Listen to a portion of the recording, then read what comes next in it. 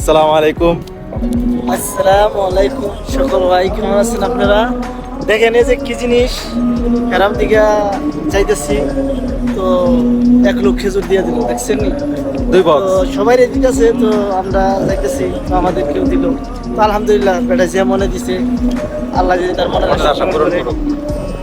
তবে এটা বলতে হবে সুমন ভাই যে মদিনা শরীফ যে কতটা রহমতের জায়গা। হ্যাঁ, রহমতের জায়গা। ডিউটিতে যাওয়ার পথে আমরা এত মানে যারা সামনে আসতেছে তাদেরকেই কিন্তু 1 বক্স করে হিজর দিতেছে।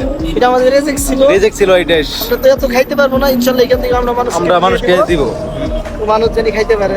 আমরা 12 ঘন্টা ডিউটি শেষ করে রুমে যাইতেছি, তো রুমে যাইয়া পাকটাক কইরা করতে হবে। তারপর খানা খাইয়া ঘুমাইবো, আবার সকালে ডিউটি থাকবো। এইভাবেই আমাদের দিন কেটেছে। হ্যাঁ। চলতেছে আলহামদুলিল্লাহ, অনেক ভালো আছি, অনেক সুখী আছি। তো আপনারা আমাদের জন্য দোয়া করবেন, আমরা ইনশাআল্লাহ। সবার জন্য দোয়া করব। আলহামদুলিল্লাহ, মদিনা শরীফ আছি, হেরামের সাইডে আছি, অনেক সুখী আছি আলহামদুলিল্লাহ।